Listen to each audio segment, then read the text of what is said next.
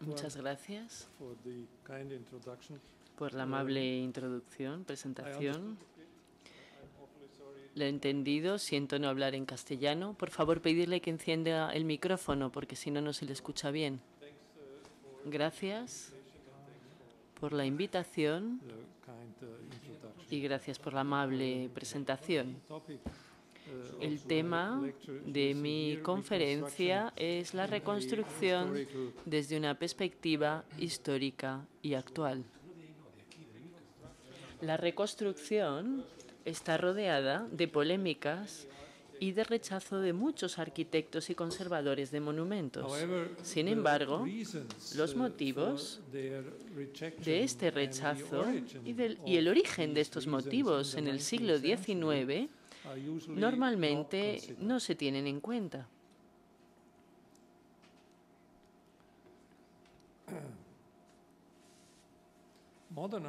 La arquitectura moderna se desarrolló a partir de la objeción con respecto a la arquitectura histórica del siglo XIX. Desde que a Heinrich Hübsch preguntara en 1828 en qué estilo deberíamos construir, esta es una publicación muy conocida, los arquitectos se han visto asaltados durante décadas con la pregunta de por qué las épocas anteriores habían encontrado su propia expresión del tiempo y cuál era el estilo de su tiempo presente. Debería ser romano, románico, gótico.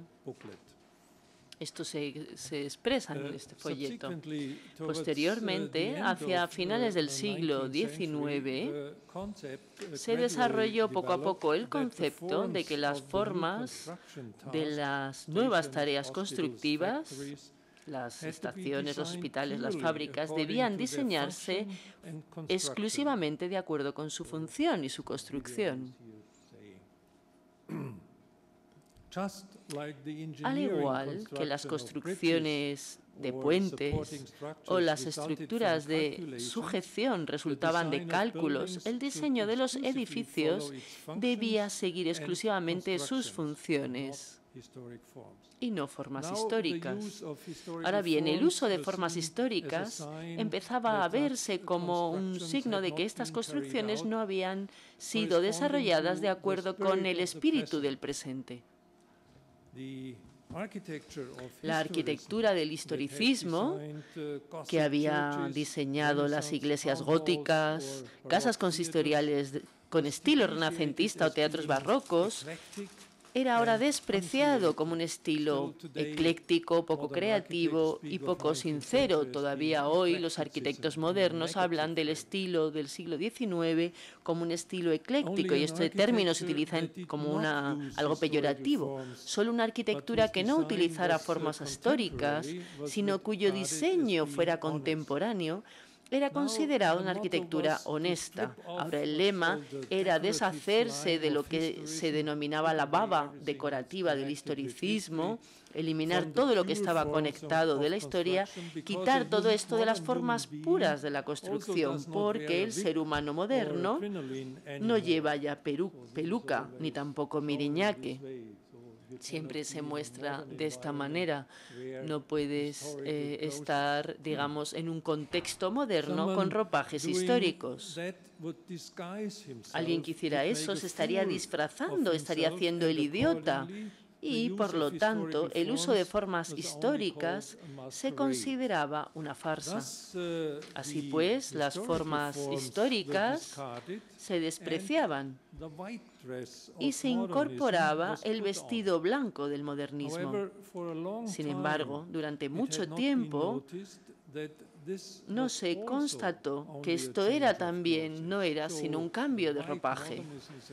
Digamos que el modernismo blanco también es un tipo de disfraz.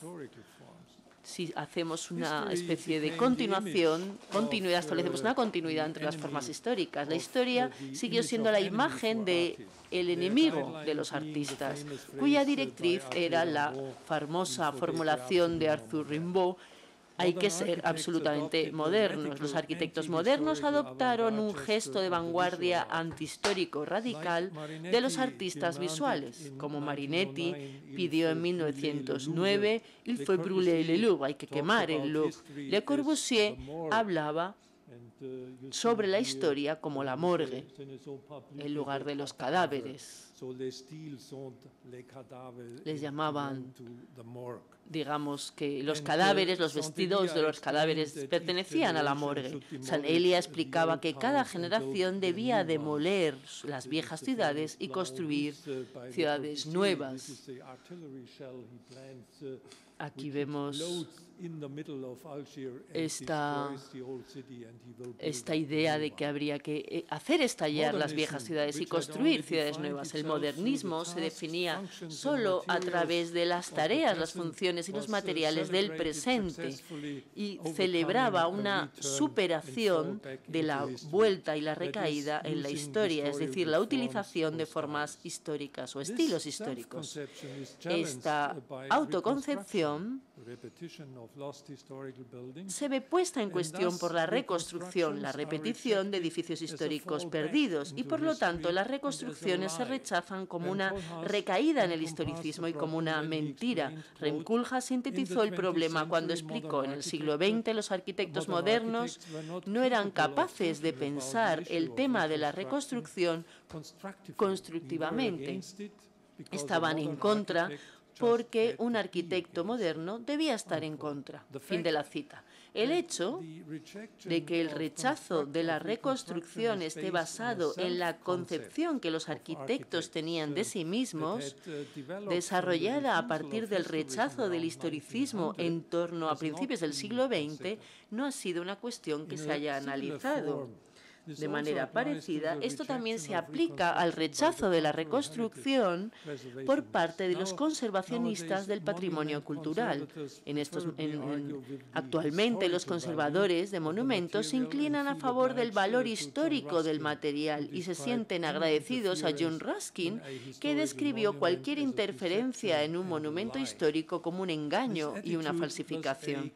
Esta actitud era una contraposición con la reconstrucciones libres y las invenciones de la historia del siglo XIX. Aquí vemos un ejemplo. Y llevaban al principio de una conservación del patrimonio cultural formulado por Jacques Dehieux en 1905.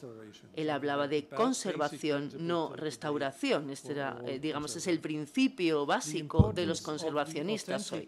La importancia del material histórico auténtico volvió a ponerse como condición para la conservación del patrimonio cultural en la Carta de Venecia de 1964. Y en muchos casos se ha defendido dogmáticamente hasta la actualidad. El conservador polaco Andrzej Tomaszewski explicó muy adecuadamente esta actitud con una referencia al culto de las antigüedades en la cultura occidental. La materia histórica está cargada de significado espiritual hasta tal punto que no solo se convierte como una antigüedad en un portador de significado, sino también en la encarnación del espíritu o alma que se supone que falta en el edificio reconstruido. Dehieux y la Carta de Venecia son un producto de la idea europea de conservación y tradición, que ignora el hecho de que el material auténtico está también sometido a un proceso histórico y debe ser sustituido coherentemente.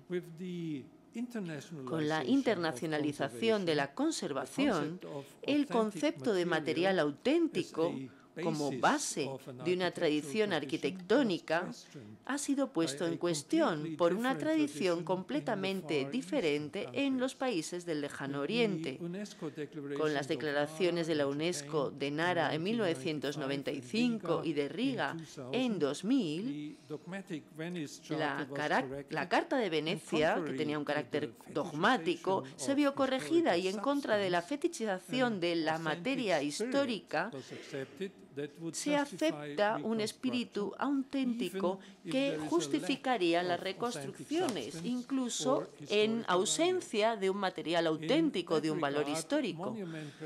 A este respecto, los conservacionistas de monumentos como Tomaszewski se refieren a una idea de la tradición en la cultura islámica y del lejano Oriente contraria al culto occidental de las antigüedades. Allí el tema principal es la adquisición y la difusión del espíritu auténtico.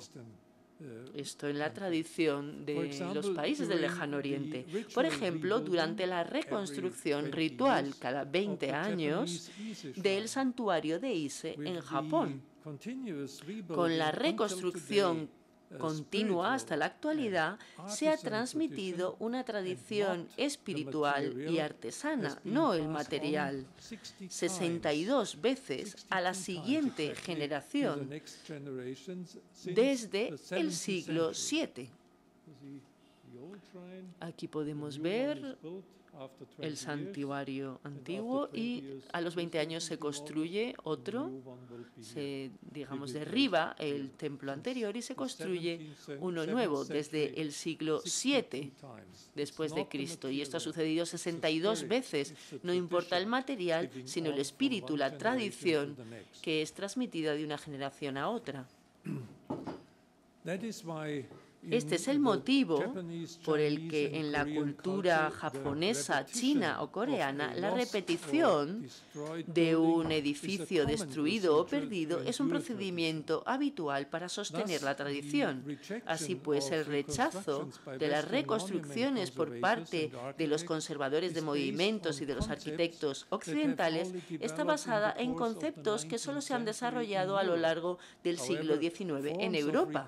Sin embargo, formas de reconstrucción han formado parte de una adquisición cultural y de la difusión cultural de la tradición desde la antigüedad, y sin ellas el desarrollo social no puede avanzar, no puede darse. En una exposición muy amplia en Múnich, en 2010, hemos investigado los motivos por los que a lo largo de la historia siempre ha habido reconstrucciones. Por ejemplo, es decir, ¿por qué la construcción de continuidad forma parte de la esencia de la historia? Quiero señalar solo que esto ha sido una necesidad histórica. No estamos a favor o en contra de la reconstrucción, sencillamente estábamos intentando entender por qué, cuál era el motivo de la reconstrucción para entender el problema de manera más apropiada. A continuación se explicarán estos motivos a través de una pequeña selección de ejemplos. Tal y como dado que la terminología puede provocar cierta confusión, es preciso establecer una diferenciación preliminar entre reconstrucción y copia. Una copia se produce a partir de un original existente y, por lo tanto, está situada en un lugar diferente del original. Es habitual mezclar estas dos cosas. Se habla de la reconstrucción como una copia, pero esto no es posible. Aquí tenemos, por ejemplo, la casa de ET original y luego la copia que está al lado, o la copia del Partenón en Atenas. Una copia siempre está junto al original, pero en otro lugar. Por otro lado, la definición de reconstrucción se utiliza en un sentido amplio y describe diferentes formas, incluida la reconstrucción parcial.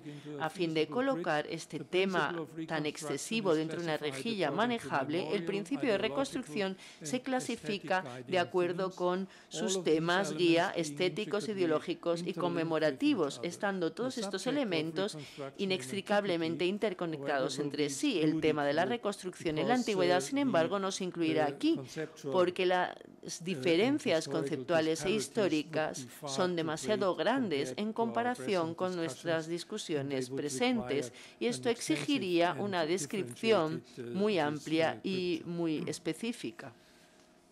En primer lugar, hay motivos conmemorativos para las reconstrucciones, es decir, el recuerdo asociado a lugares y edificios que ha definido, por lo tanto, las memorias culturales de generaciones. Hay que conservarlo a través de la repetición. Desde la antigüedad, esto se refiere a reconstrucciones en un lugar sagrado. La exclusión de regiones santas de la vida cotidiana es un principio fundamental para generar un significado sacro y forma parte de casi todas las religiones y culturas. Cuando se han producido daños o destrucciones de edificios sagrados, se les ha restaurado o reconstruido exactamente en el mismo lugar durante miles de años. Os muestro aquí un templo, pero hay muchísimos después de terremotos que se reconstruyen. Los arquitectos lo encuentran de manera muy exacta las fechas. En muchos casos, la continuidad también se refiere a la forma de los edificios, templos griegos destruidos, así como cúpulas y minaretes de mezquitas islámicas o bóvedas y chapiteles de iglesias cristianas se han restaurado en sus formas anteriores. Esto, digamos, ha generado mucha discusión en torno a la cuestión de la autenticidad o de la originalidad histórica en comparación con el presente. En este caso, la atención, o inicialmente la atención se centraba en la verdad religiosa y en los hechos históricos tenían una importancia secundaria. Por este motivo, el material antiguo se insertaba en nuevos edificios, tal y como se hace con los muros de la antigua nave de Saint-Denis en la nueva construcción de Abbotssuger, porque Cristo les había dado, por así decirlo, su bendición con su propia mano. Así pues, lo antiguo, dentro de lo nuevo, sirve solo de legitimación de una nueva creación y al mismo tiempo es una señal de continuidad de la tradición religiosa. Con este mismo espíritu, la intersección derruida, que incluye la torre principal de toda esta área de la iglesia abacial de Sainte-Foy en Conques, fue reconstruida en su forma antigua después de cerca de 200 años. Solo en fecha reciente, un historiador ha logrado demostrar que la capilla de la Virgen de la Abadía de Glastonbury es una réplica tardomedieval del edificio que fue destruido en 1184. Describió esta forma de reconstrucción como una escenificación conmemorativa del pasado. Construida 200 años después. En este caso, no se trata de una reconstrucción exacta, no se puede hablar de reconstrucción exacta en la Edad Media, de acuerdo con nuestra idea presente, sino más bien podemos hablar de la reconocibilidad, de una reconstrucción, siempre se hablaba de una reconstrucción in similitudine, es decir, que, digamos, podía reconocerse que había que construirla guardando cierta similitud con el original. De los siglos posteriores, conocemos multitud de ejemplos de reconstrucciones o reconstrucciones parciales. Vamos a mencionar aquí solo algunos de ellos. A principios del siglo XVII, las catedrales, por ejemplo, en Valence y Orleans, que fueron destruidas entre 1562 y 1567 por los hugonotes, fueron reconstruidas por orden de Enrique IV en su forma anterior, es decir, siguiendo un estilo gótico, como signo del poder de la supervivencia y de la consolidación de la antigua fe. Esto a principios del siglo XVII. En Valence, el contrato laboral de 1604 exige explícitamente la reconstrucción de hasta el último detalle de las capitales como habían sido, comme il est par le passé. es decir, exactamente igual a como estaban antes de la construcción. La cesura de los hugonotes fue eliminada a través de la reconstrucción. Debía parecer como si nunca se hubiera producido la destrucción, estableciendo así una continuidad de la fe y de la soberanía. Otro ejemplo, la Catedral Imperial de Espira, que fue destruida durante la Guerra Palatina de Sucesión en 1689, fue reconstruida casi un siglo después por Franz Ignaz Michael Neumann en 1772. En pleno periodo barroco tardío, en pleno periodo rococó, se construyó una nave románica para demostrar la continuidad del monumento soberano de los emperadores alemanes. Esto es todo finales del siglo XVIII. Cuando la iglesia de San Paolo fuori le Mura, erigida sobre la tumba del apóstol Pablo en Roma, se vio reducida a cenizas en 1823, el Papa León XII inmediatamente ordenó que la construcción volviera a levantarse no solo en el mismo lugar, en el mismo emplazamiento, sino que tenía que tener el aspecto como de que nada hubiera pasado en su forma previa, in pristinum. Esto es lo que el Papa ordenó, puesto que la fe había estado estrechamente ligada a su forma a lo largo de los siglos. Los edificios sagrados marcan una sociedad a lo largo de las generaciones también por su forma. La experiencia externa se convierte o se hace portadora también de una memoria religiosa. Su reconstrucción es, por lo tanto, una expresión construida de la supervivencia y de la continuidad de la fe, así como del lazo renovado de los fieles con su lugar de culto. La fe se basa decisivamente en la continuidad y, por lo tanto, numerosos edificios sagrados han sido reconstruidos casi sin ninguna discusión, sin ninguna polémica después de terremotos y guerras. Con respecto al siglo XX, habría que aludir aquí a algunos ejemplos, por ejemplo, a la reconstrucción de la Catedral de Messina después del terremoto de 1908, una catedral que resultó completamente destruida y que se reconstruyó totalmente, volvió a ser destruida también en la Segunda Guerra Mundial y se reconstruyó por segunda vez. Las catedrales y las iglesias después de la Primera Guerra Mundial, la restauración de los edificios sagrados después de la Guerra Civil Española, tenéis muchos ejemplos en vuestro país, y por supuesto las reconstrucciones incontables después de la Segunda Guerra Mundial. Un ejemplo solo, aquí la abadía de Monte Cassino en Italia, que fue totalmente destruida y luego reconstruida. Y por supuesto las numerosas iglesias, no solo en Italia, también en Londres y en un montón de ciudades alemanas. Las numerosas reconstrucciones de edificios sagrados en la antigua esfera de influencia comunista durante los últimos 25 años estaban impulsadas fundamentalmente por motivos religiosos, pero también políticos o nacionales.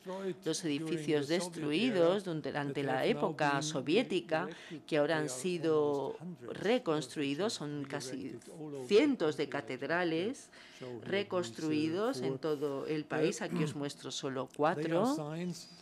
Son signos de superación del comunismo que en otro tiempo llevó a su destrucción. Son también una expresión del resurgimiento de la fe ortodoxa y de la continuidad de las manifestaciones religiosas. La reconstrucción de la Catedral de Cristo el Salvador en Moscú, una maravillosa iglesia de la religión ortodoxa, que había sido demolida por decreto de Stalin en 1933, 1931 para levantar, erigir el Palacio de los Soviets en el mismo lugar, fue declarada explícitamente como, voy a citar, un símbolo de la caída del comunismo y del renacimiento de Rusia por Lord Mayor Lushov. En este caso, el motivo nacional prevalecía sobre las razones religiosas. En el 31 se demolió y después, digamos, se erigió el Palacio de los Soviets. Después de la guerra se estableció una piscina caliente, la mayor de toda la población de Moscú. Después de la caída del comunismo, tuvo lugar la reconstrucción y quedó de lado la piscina. Así pues, un segundo motivo conmemorativo para las reconstrucciones son las memorias nacionales que están conectadas con edificios específicos, puesto que los edificios anclan la conciencia histórica de los ciudadanos con lugares de importancia para la historia tanto de la nación como del Estado, crean un pasado mutuo y, por consiguiente, un lazo fuerte para el sentimiento de una comunidad y una identidad nacionales. Además, la reivindicación, las pretensiones nacionales al poder pueden demostrarse a través de la arquitectura. Por este motivo, las construcciones conmemorativas y los monumentos en espacios públicos desempeñan un papel particular en los cálculos políticos y su conservación se convirtió en una tarea nacional en el siglo XIX. Voy a citar: las memorias de larga data crean grandes naciones. Este lema de Charles Montalembert, uno de los padres de la conservación del patrimonio cultural francés, acompañó los esfuerzos nacionales por la conservación, restauración y reconstrucción de monumentos. Por este motivo, voy a mostraros algunos ejemplos. El llamado Trono del Rey de Reims, un lugar de encuentro entre la elección y la coronación de los emperadores alemanes, que había sido destruido por los franceses en 1804, fue reconstruido como un símbolo arquitectónico que contribuía a una impresión, un sentimiento de identidad en 1842. Un símbolo nacional para los emperadores alemanes fue reconstruido, no en el mismo lugar, se giró un poquito para que tuviera una mejor visión desde la derecha. Estas correcciones se hacen de vez en cuando, este tipo de correcciones. El Capitolio de Estados Unidos en Washington fue reconstruido como un símbolo nacional después de que hubiera sido demolido por los ingleses en 1814. Fue prácticamente derribado y luego reconstruido. Aquí tenemos la forma primera, tal y como fue construido, y luego después se añadió la cúpula que conocemos en la actualidad. La reconstrucción completa del Alcázar en Toledo, defendido por los franquistas contra los republicanos españoles hasta su destrucción total, es la reconstrucción de un símbolo arquitectónico como señal nacional de victoria, símbolo nacional de victoria. En 1945, después de las destrucciones devastadoras en Polonia, Jan Zarzbatovic, el conservador general encargado de la reconstrucción del casco histórico de Varsovia y del Palacio Royal, explicó: los alemanes, es una cita, los alemanes que querían destruirnos como nación también destruyeron los monumentos de nuestra historia. Sin embargo, la nación y los monumentos son una entidad. Por lo tanto, tenemos prácticamente la obligación de reconstruirlos de manera precisa, porque la nación y sus monumentos se transmiten a las siguientes generaciones. Fin de la cita. Las reconstrucciones del Palacio Real, aquí vemos el símbolo de Polonia, tiene este aspecto, fue un espacio vacío durante 30 años y luego se reconstruyó. Y, por supuesto, los centros, los cascos urbanos históricos de Varsovia, Wrocław, Gdańsk y Poznań son medios de creación de una identidad nacional. Este es el casco histórico reconstruido de Varsovia y como reconstrucción fue declarado por la UNESCO Patrimonio de la Humanidad en 1985. Por orden del gobierno checo comunista, la capilla de Belén de Praga, el lugar de sermones de Juan de Husenitz, que es considerado la encarnación del pueblo checo, fue reconstruido desde las ruinas, desde prácticamente nada, como monumento cultural nacional en 1948, a fin de recuperar el emplazamiento de lo que se denominaba el despertar de una identidad checa nacional, y es casi un lugar de peregrinaje. Cuando se reconstruyó la identidad nacional, la reconstrucción del Palacio Zarista de Peterhof, cerca de San Petersburgo, en la Rusia comunista, se consideraba como una recuperación de las hazañas rusas para el pueblo, como una aniquilación del vandalismo alemán y como una señal de victoria sobre los invasores. Las construcciones prácticamente completas de la residencia de Múnich también fue una acción política deliberada para demostrar arquitectónicamente la relación histórica continua de Bavaria con la casa de Wittelsbach. Esta es la residencia completamente destruida. Un hall después de otro fue reconstruido y sigue aún todavía. Incluso el famoso Teatro Cuvier, el teatro más hermoso de Alemania, está en reconstrucción. Los motivos nacionales también determinaron la demolición de todos los edificios considerados británicos en la Place Royale en Quebec en los años 50 y 60 para dejar espacio para la reconstrucción de los edificios anteriores a la francesa en el centro de la francofonía, aunque sus formas apenas se conocían. Son inventados en realidad, son lugares inventados. De esta manera, la continuidad francesa fue construida arquitectónicamente por la revisión de la tradición, un ejemplo para la invención de una tradición nacional mediante la arquitectura, pero una vez más, posteriormente, fue declarado como un patrimonio de la humanidad.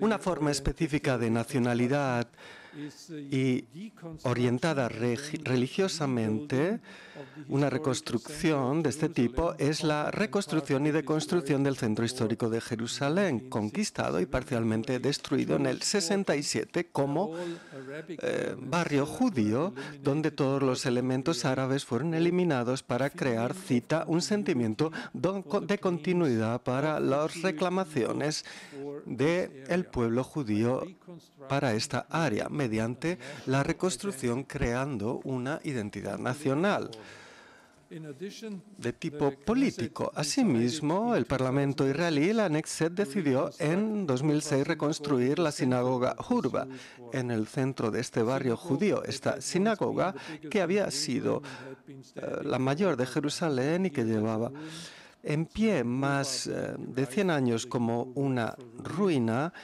el nombre Hurba viene de la palabra hebrea ruina, fue reconstruida en el 1836 y luego destruida por los árabes en el 48 y desde entonces sirvió de memorial en su condición ruinosa.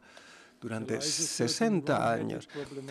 Hay una naturaleza problemática y endiablada en el hecho de que un edificio sea reconstruido con un nombre que lleva el nombre ruina en él. No obstante, la sinagoga fue completamente restaurada en 2011 y de esta manera una continuidad, también en el sentido de reivindicación territorial, fue creada. Las reconstrucciones motivadas nacionalmente casi siempre incluyen un elemento de legitimación, porque los edificios reconstruidos apuntan a demostrar obviamente las referencias y las continuidades históricas. De esta manera, la reconstrucción del Palacio de la Ciudad en Berlín, ordenado por el alemán por el Parlamento alemán, el Palacio de la República, el símbolo del Estado comunista, fue demolido y el castillo fue reconstruido. Se ve ahí en ese lugar. El problema es que no solo la República Democrática Alemana, la República Comunista, fue eliminada, sino que la nacionalsocialista también. Ambas décadas fueron eliminadas por este tipo de reconstrucción. Y por eso se discute tanto en Alemania. La reconstrucción del castillo Lower Castle de Vilnius, el castillo de abajo, que fue la residencia del Gran Ducado lituano hasta mediados del siglo XVII y que había sido destruido y derribado en 1801, fue completado en 2012 y demuestra ahora, entre comillas, la reivindicación histórica de la independencia actual de Lituania mediante un salto de 250 años. Cuando Lituania se restableció como Estado, lo primero fue reconstruir, digamos, colmando ese intervalo de 250 años, ese Palacio del Gran Ducado. Como sabemos por Eric Hobsbawm, en muchos casos la identidad nacional se basa en una tradición inventada y construida. Aquí es donde precisamente empieza la reconstrucción. Junto a la memoria nacional también hay una memoria regional legada por los edificios, que es la causa de la reconstrucción de monumentos perdidos o destruidos que para una región o una ciudad tienen un significado simbólico o de creación de identidad. La memoria individual y social se limita al arco vital de los humanos. Sin embargo, la memoria cultural, como dice Assmann, se construye mediante un medio simbólico como la arquitectura o la literatura, cuya cobertura no está limitada a la memoria de los individuos, sino que tiene que ver con la duración, es correlativa a la duración de los símbolos materialmente añadidos. Así pues, los edificios pueden comunicar contenidos por un amplio espacio de tiempo y esto da a las personas y a los grupos una identidad cultural. Esto es la diferencia entre la memoria individual y la cultural. La arquitectura de una ciudad es una parte esencial de la memoria cultural que la conciencia de una entidad y una originalidad de sus habitantes se construye esa base. Por esta razón, los símbolos destruidos de una ciudad casi siempre han sido reconstruidos a petición de los ciudadanos. Después del bombardeo de Bruselas en 1695, el ayuntamiento fue reconstruido bajo la vigilancia del Consejo Municipal en un estilo gótico entre 1706 y 1714 y la fila de casas a lo largo de la Gran Plaza, la Plaza Mayor, fue restablecida de una manera reconstruida arbitrariamente. El campanario de la Plaza de San Marcos, que se hundió en 1902, cuando se hundió, los ciudadanos pidieron inmediatamente que se volviera a construir donde estaba y tal y como estaba, porque sin el campanario de Venecia, Venecia ya no sería lo que es. Cuando después de la Primera Guerra Mundial, aproximadamente 200 áreas y ciudades residenciales y miles de edificios en Bélgica y el norte de Francia estaban en ruinas, campañas nacionales llamaron y pidieron su reconstrucción, la aniquilación de esta cesura provocada por la guerra y la recuperación de la ciudad histórica tenían tanto un objetivo político como respondían a la voluntad, al deseo de casi todos los ciudadanos. Mientras tanto, algunos de los edificios reconstruidos han conquistado una importancia nacional como testimonios históricos de la memoria cultural del país. Cualquiera que se pasee en las ciudades de Ljubljana y Prešov se encontrará con dimensiones históricas, aunque todo lo que vea data de los años 20 y 30 del siglo pasado. No se trata de ciudades Disneylandia, con ese término denigratorio que se suele utilizar, sino que están vivas, son apreciadas por sus ciudadanos y se encuentran en el top de la popularidad de todo el país. Los comités de acción ciudadana determinaron la reconstrucción de los edificios hanseáticos que ardieron y fueron reconstruidos repetidamente, la última vez en el 55 en la ciudad noruega de Bergen, varias veces durante los siglos, y siempre fueron reconstruidas exactamente de la misma manera. Es un sitio patrimonio de la humanidad de la UNESCO. Esto se aplica también en la Casa de Schwabe y en la Casa de las Cabezas Negras en Riga. Aquí los símbolos de Riga, pero nunca se ve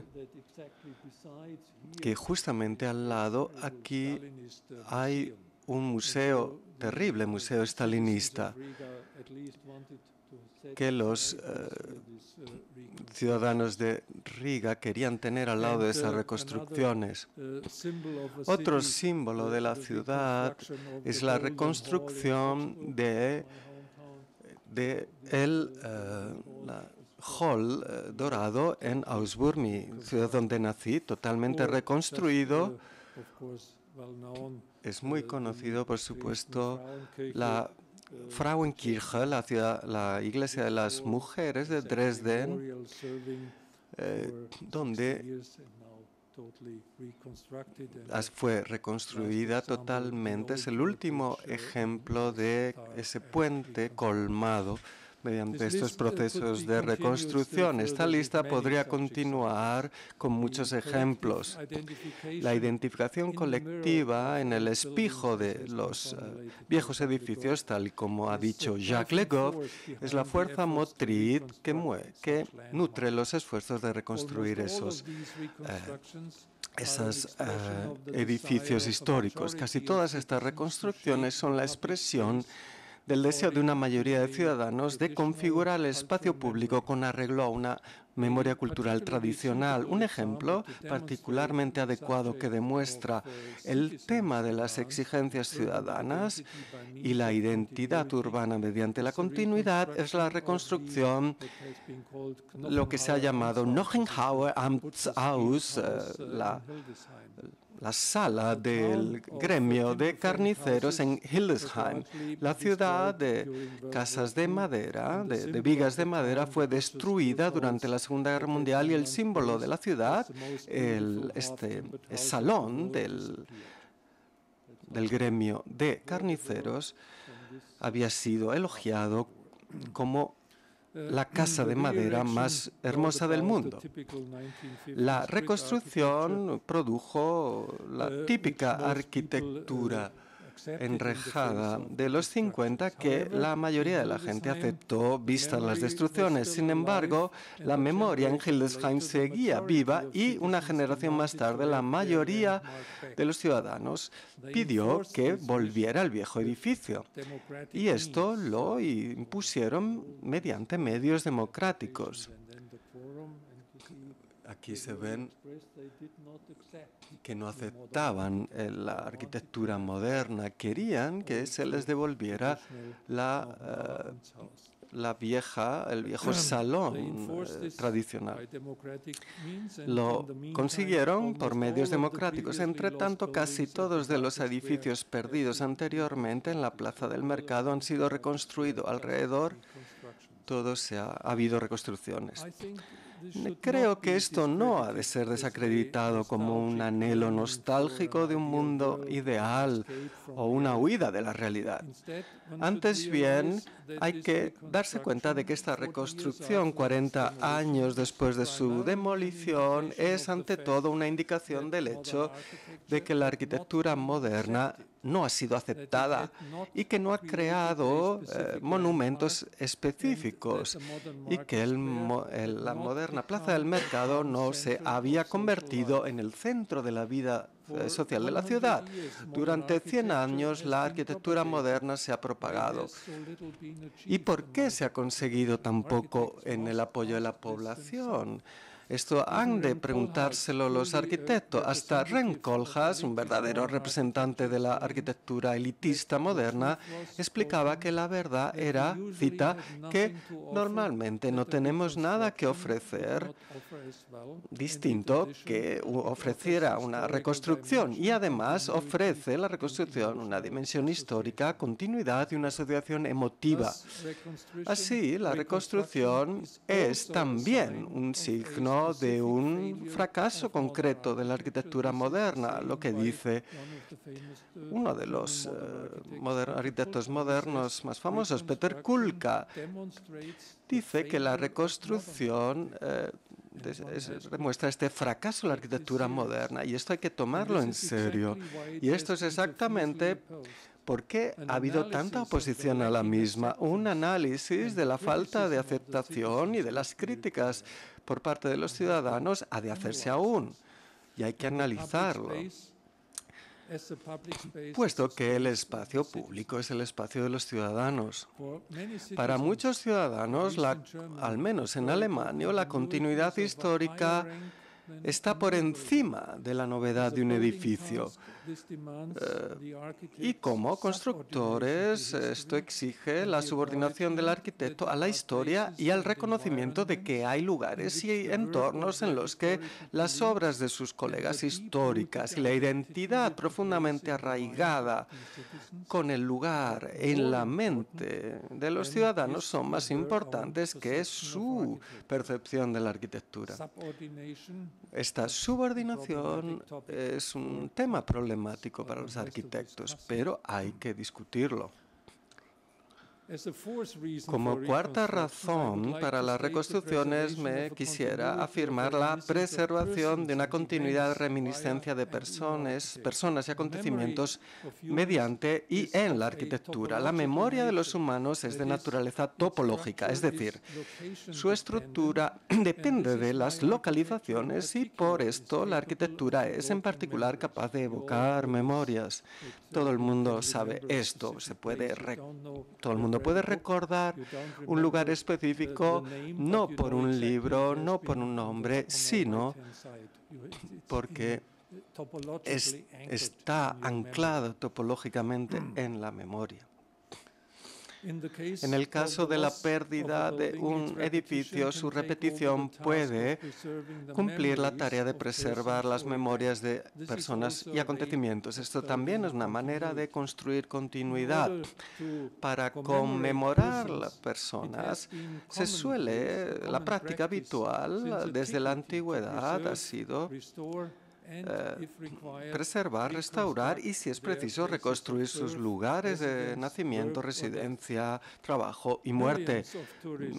Millones de turistas se congregan en el lugar de nacimiento de Shakespeare en Stratford-upon-Avon, que fue demolido en el siglo XVIII y posteriormente reconstruido como un edificio de ladrillo. Y desde el 1857 al 1864 fue reconstruido de nuevo con arreglo a un grabado de 1769, con arreglo a la condición ficticia del siglo XVI. Se trata de una auténtica ficción prolongada durante los siglos. Las peregrinaciones son habituales a la casa de Martín Lutero en Eisleben, que fue destruida y después reconstruida, luego restaurada y hoy tiene este aspecto. También hay peregrinajes al lugar de nacimiento de Calvino en Noyon. Hay un grabado que lo presenta así, luego antes de la destrucción en el 1980, después reconstruido con arreglo al grabado y no antes de la destrucción.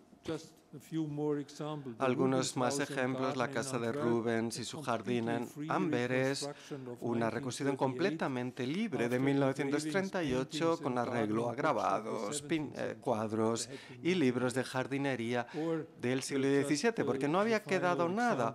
Un último ejemplo que podría dar, aunque podría ofrecer más de 100, es la cabaña de Henry Thoreau en la laguna de Walden, que solo existió durante unos años y ha sido reiteradamente reconstruida, la última vez en 1986 en otro lugar con un mejor acceso al aparcamiento, desde el aparcamiento de los visitantes. Esta serie, como he dicho, podría prolongarse a voluntad. El hecho de que se trate en todos los casos de reconstrucciones no tiene mayor importancia para los visitantes. La mayoría saben que no son los originales. Las formas históricas pueden hacer entrar en la historia, aunque no sean original. Las reconstrucciones crean la posibilidad de acercarse a las personas y a su obra, pero también a los acontecimientos históricos mediante la arquitectura, y de esta manera corresponden a deseos y necesidades humanos generales. En muchos casos la reconstrucción no tiene nada que ver con la preservación de monumentos. En muchos casos las reconstrucciones no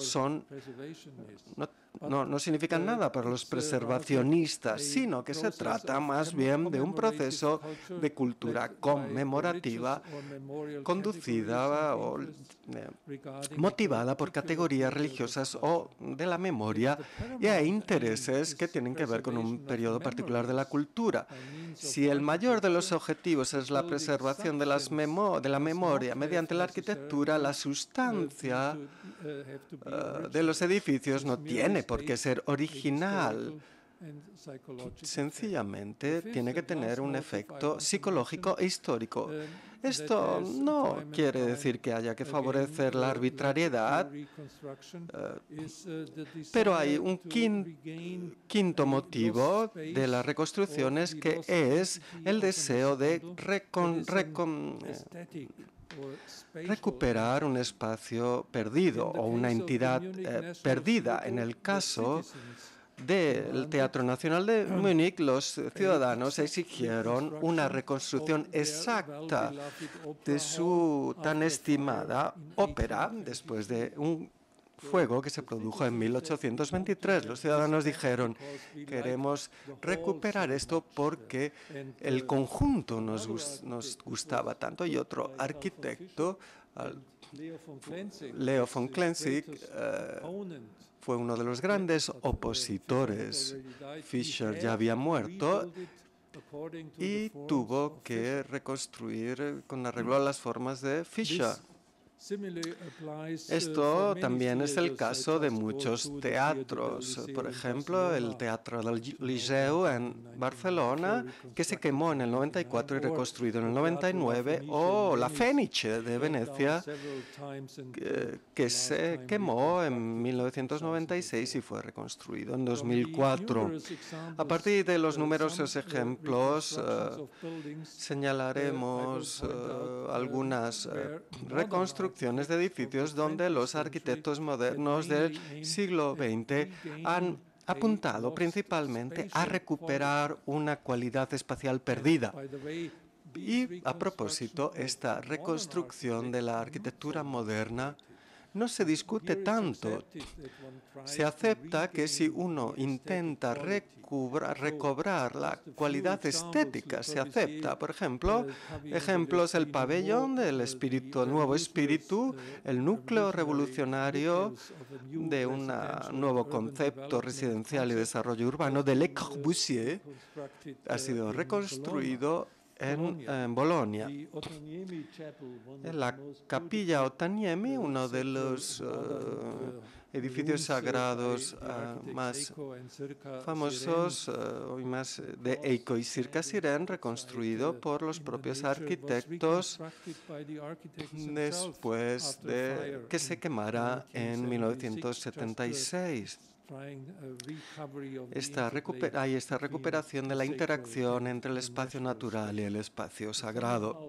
La casa de verano de Ralph Erskine en Suecia fue reconstruido cerca de Estocolmo. Es la recuperación de una obra pionera de arquitectura sostenible. Este es otro ejemplo, la Martin House de Frank Lloyd Wright.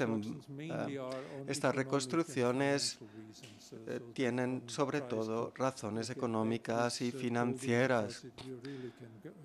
Son hechas porque se puede ganar mucho dinero con ellas. Algunos ejemplos más, el Café Uni de Out en Rotterdam es una demostración del DE-Style en el espacio urbano. El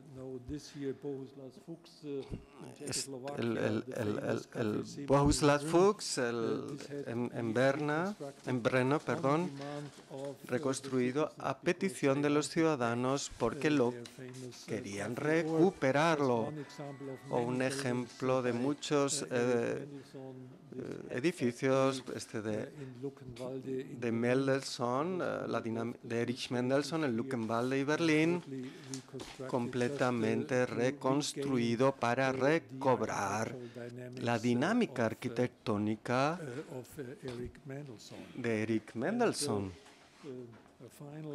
Un último ejemplo, la oficina del director Walter Gropius en Weimar, completamente reconstruida. El edificio de Bauhaus que se ve hoy es una reconstrucción total. Todo lo que puede verse, al menos en el interior, es una reconstrucción. Por supuesto, este kiosco en Dessau fue reconstruido solo para tener un edificio de Mies van der Rohe en la ciudad y, por supuesto, el pabellón de Barcelona de Mies van der Rohe, reconstruido en el 86 para restaurar el primer espacio fluido. Estas reconstrucciones de edificios por parte de los arquitectos modernos pretenden demostrar de nuevo un concepto arquitectónico perdido, mostrando una idea perdida. Solo en la reconstrucción del pabellón de Barcelona de Mies van der Rohe, ese espacio fluido pudo experimentarse de nuevo, y esa es la razón de que la reconstrucción se haya convertido en un lugar de peregrinación para los arquitectos de todo el mundo. Docenas y docenas de arquitectos dicen: esa ha sido una gran impresión para mí, he aprendido mucho de ello. La reconstrucción ha inspirado a innumerables arquitectos y artistas, y de esta manera se ha convertido a su vez en parte de la tradición. La memoria construida es también parte de una autoconstrucción cultural contemporánea. Está integrada en la tradición. El anhelo de reconstrucción ha sido durante mucho tiempo un elemento esencial del presente. El tema de la reconstrucción se trata de una manera más reflexiva. La construcción de la continuidad histórica puede verse y comprendida como una parte importante de nuestra historia cultural y de nuestra tradición misma. Gracias.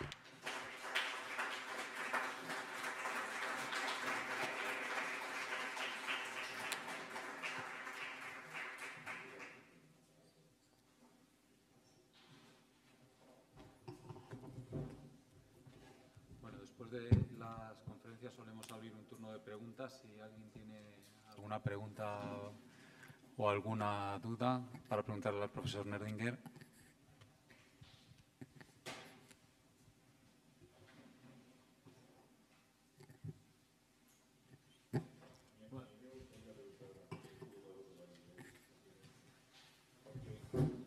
Sí, es que hay un caso al menos unos temas de los que me encantaría hablar al respecto, ¿no? Sobre la relación entre original y copia, sobre la relación con la memoria, con la política, con la relación con cualquier cosa, con cualquier tipo de creación que siempre es una forma de recreación.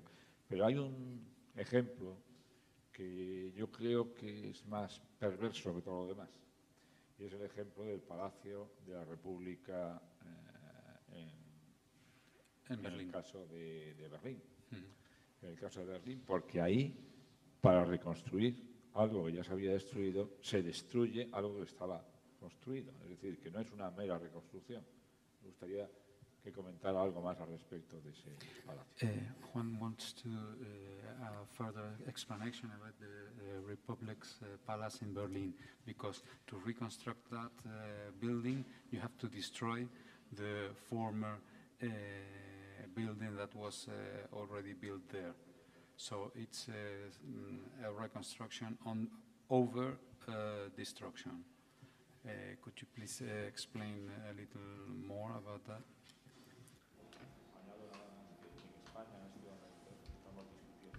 Por una placa, por si se quita o no se quita una placa.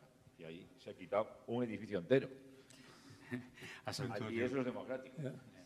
We've been talking about that this evening. As I told you, now there's a controversial issue here in Madrid because the town hall has removed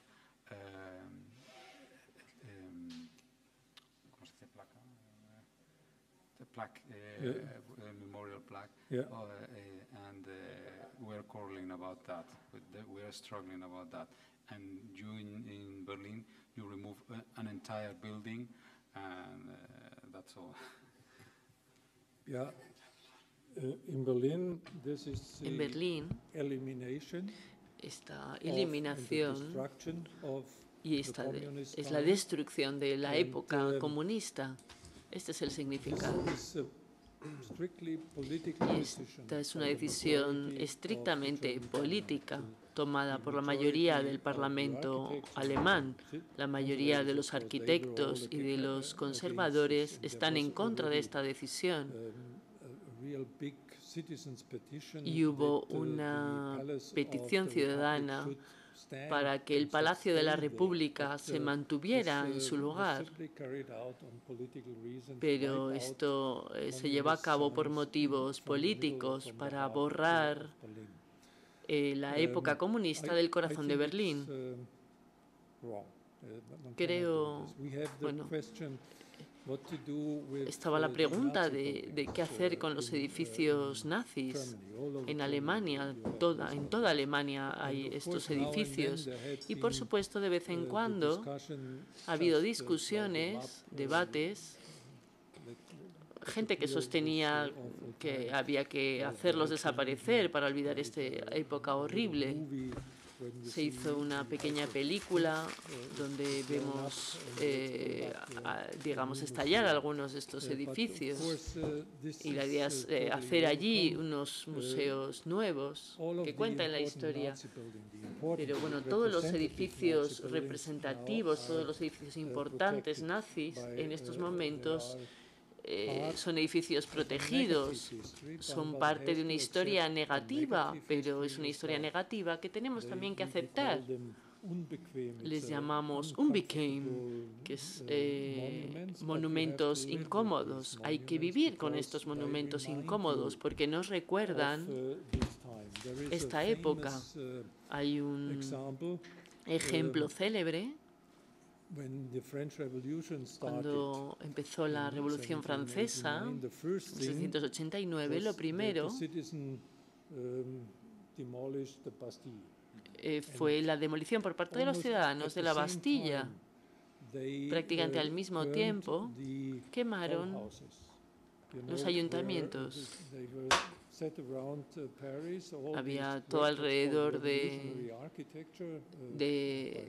la ciudad esta arquitectura revolucionaria.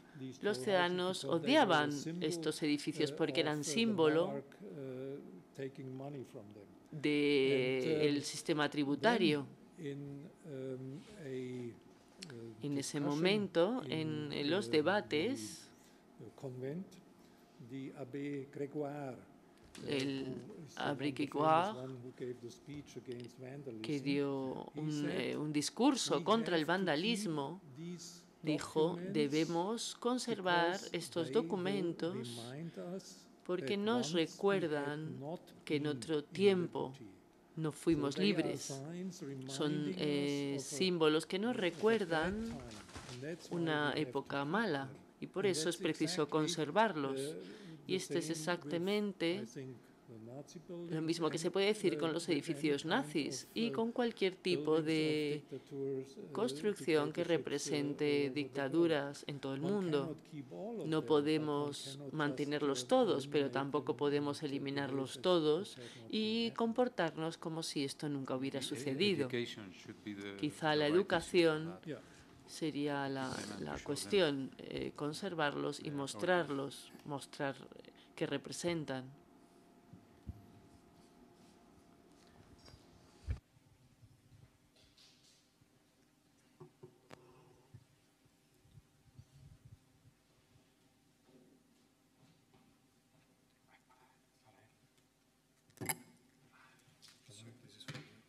Yes. Okay. Yes.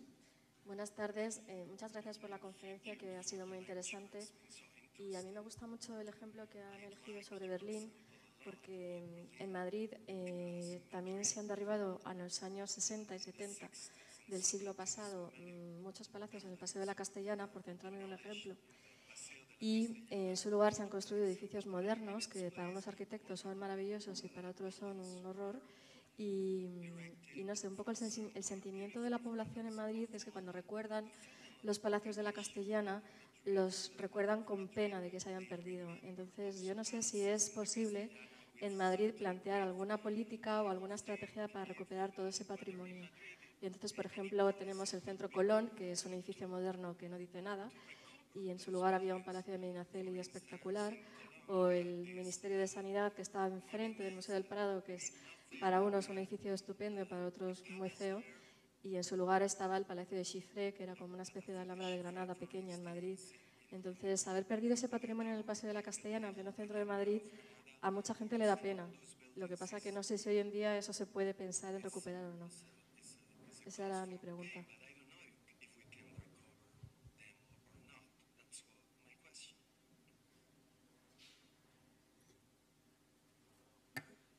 Well,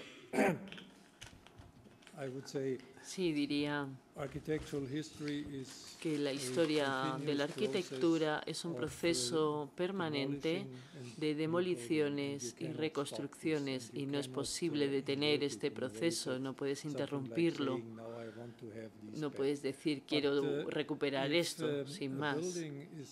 Pero si un edificio está conectado de manera tan fuerte con el sentimiento de identidad de toda una ciudad o de una región más amplia. En ese caso tenemos una democracia. Los ciudadanos pueden intentar hacer un referéndum, utilizar su poder democrático para recuperar edificios que son importantes para la mayoría de los ciudadanos en esa región. Esto tiene que ser un proceso democrático y solo tiene sentido si está conectado, por supuesto, con un edificio importante, real, como el Campanile, por ejemplo. Esta es la identidad de Venecia. No puedes reconstruir todos los edificios perdidos, desde luego. Pero sí es importante para vuestra historia, para la historia de una ciudad. ¿Por qué no? Porque no se puede debatir. Tiene que haber un proceso democrático para ello. Y esto es lo que está teniendo lugar en diferentes ciudades. La reconstrucción de la Frauenkirche, la iglesia de Nuestra Señora, fue un proceso democrático.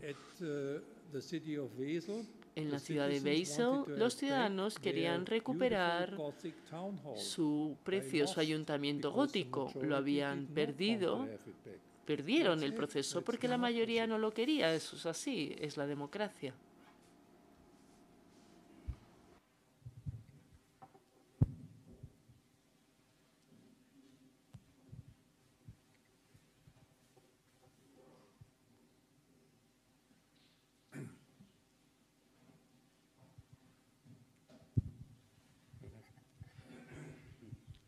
Dankeschön, Herr Nerdinger, für diese wunderbare Vorlesung.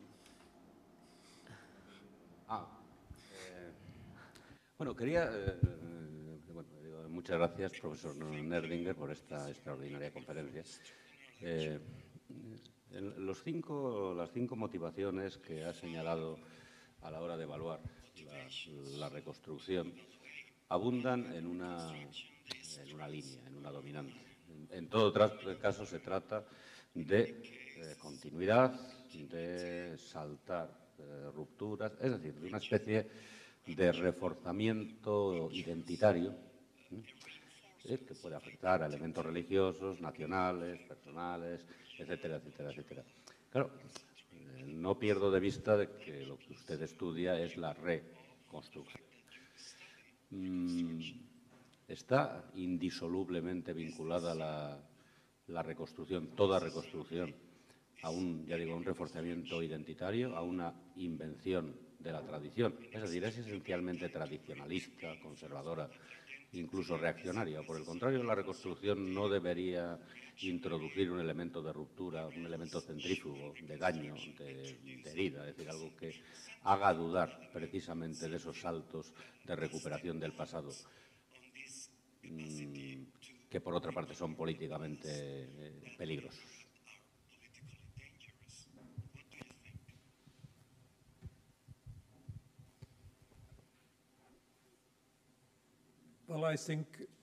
Creo que hay que analizar cada reconstrucción en particular.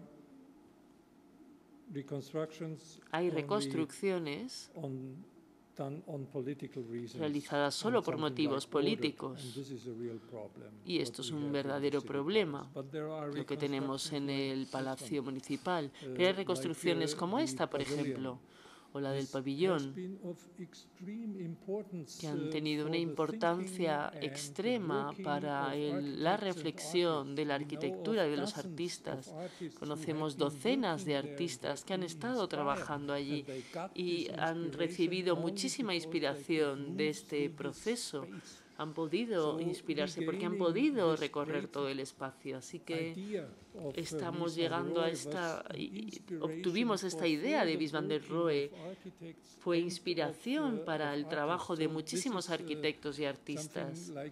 Esto es algo muy integrador para el futuro desarrollo de nuestro pensamiento moderno. En otros casos es algo exclusivamente retrospectivo y no ayuda en absoluto. Por eso siempre hay que decidir qué es lo que tiene sentido, qué es realmente viable y no solo reconstruir sin más. No es posible, por supuesto, reconstruir todo, esto desde luego. Sí, y yo tenía otra pregunta. Me pregunto, y me lo he preguntado ya desde hace años, si no existe también un problema de materiales. Usted que es también arquitecto, ¿no? Porque yo creo que la ruptura que se ha producido desde el siglo XIX, sobre todo el XIX y el XX, en los materiales empleados, a veces es lo que choca a las poblaciones que carecen de un verdadero conocimiento histórico. Es decir, el paso de la piedra por ejemplo, a la construcción actual, ¿no? Con cemento, cristal, etcétera, con hormigón, cristal. Le pondré un ejemplo. Una ciudad de mi infancia es Santiago de Compostela. Es una catedral muy extraña en España, la de Santiago, y nadie se extraña. Tiene cuatro portales, y los cuatro son distintos y de épocas completamente distintas. Dos son falsos, son reconstruidos, el románico y el plateresco. Otros dos son auténticos de su época. La fachada barroca que está encima de lo que queda del pórtico románico y la fachada del 18, la fachada ilustrada, digamos, de la época neoclásica. Y es muy curioso que a nadie le parece una cosa rara y, sin embargo, a poca inteligencia que tengas con la estilística, con la historia del edificio, tú ves que aquello es un Frankenstein. Es una cosa, y lo de Stein también viene bien ahí. Son piedras, pero son piedras absolutamente diferentes. Y, sin embargo, la población de esa ciudad Y los millones de peregrinos de los años cristianos no ven choque alguno. No sé si eso también, el salto en la utilización de materiales en las distintas épocas, hace que se vea como históricamente adecuado lo que realmente no es históricamente adecuado en absoluto. Entre unas y otras fachadas de la Catedral de Santiago no hay menos de 500 o 600 años. Y el estilo no es el mismo, es completamente distinto.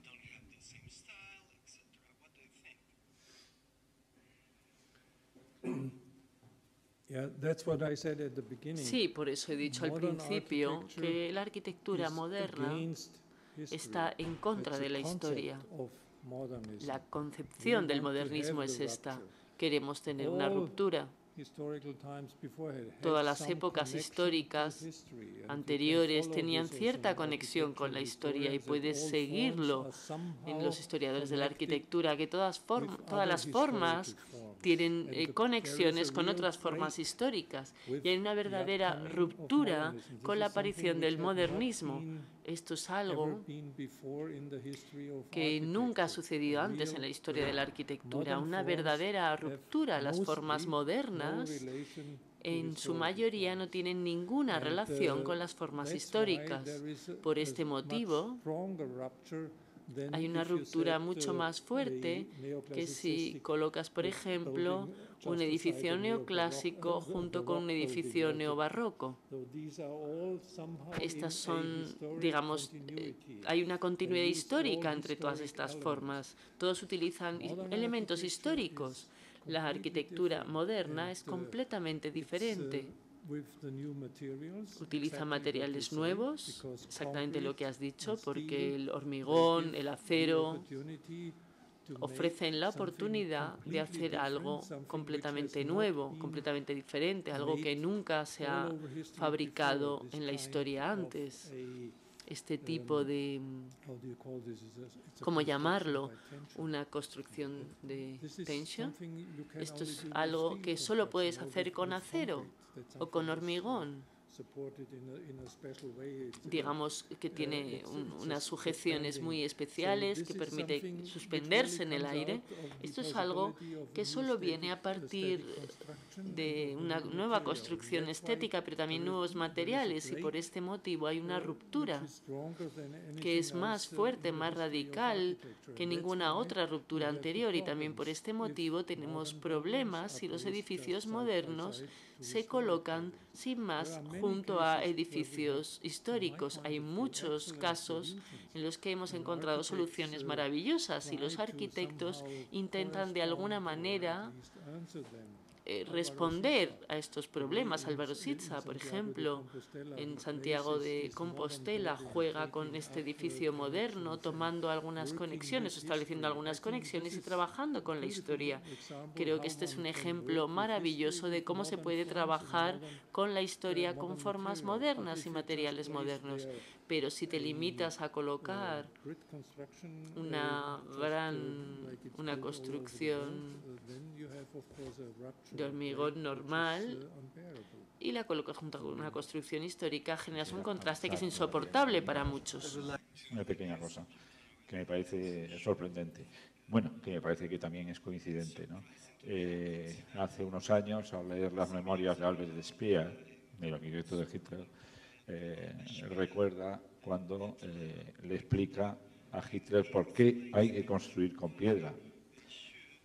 Y le enseña una serie de, al parecer dice que le enseña unas ruinas modernas, unas ruinas de hormigón y de acero, que son un desastre, que parecen cosas y le dice, también un imperio tiene que proyectar sus próximas ruinas, sus futuras ruinas, ¿no? Es decir, de alguna manera también esa tensión estaba en esa arquitectura que tú has estudiado tanto, el prever increíblemente también no solamente sus volúmenes construidos, sino también su caída, ¿no? Una cosa sorprendente. Lo he leído todavía en el libro que creo que se acaba de publicar en Alemania de Johann Chapoutot sobre la relación entre nazismo y estudios clásicos. Y como tú también te has dedicado a eso, me parece que es una cosa curiosa haber recuperado la arquitectura fuerte en el nazismo justamente para que si cae se pueda ver algo como pasaba en Olimpia o así. no es casi una pregunta, es una reflexión al hilo de lo que decías.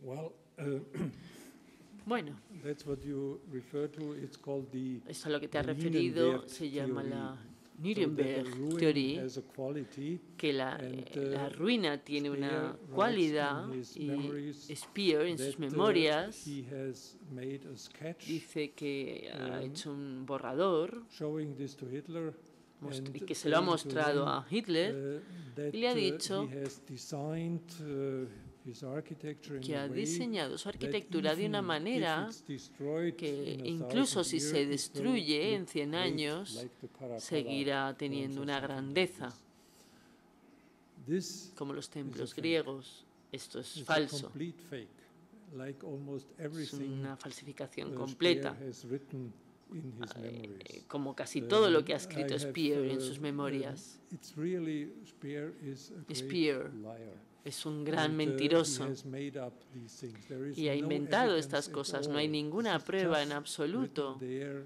in Esto his está ahí memories. escrito en sus memorias, And, pero nada más. I have had 2 dissertations He hecho dos on this topic, and now ensayos, we escrito dos know ensayos today sobre este that tema, you cannot y believe ahora a sé que single no podemos sentence creer ni Speer una sola wrote, frase de in las que his, escribió Speer en memoirs. sus memorias. This is all fabrication, Son todo just, inventos. as he has De la done misma already manera in en que 45 in hizo Nuremberg. en He el made 45 up, en these Nuremberg. explanations, Se inventó todas estas to save his explicaciones neck, and, para so salvar this is la continued cabeza, in his memoirs.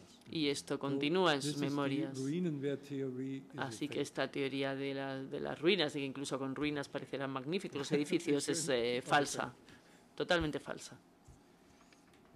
Muy bien, pues muchas gracias a todos. Thank you very much.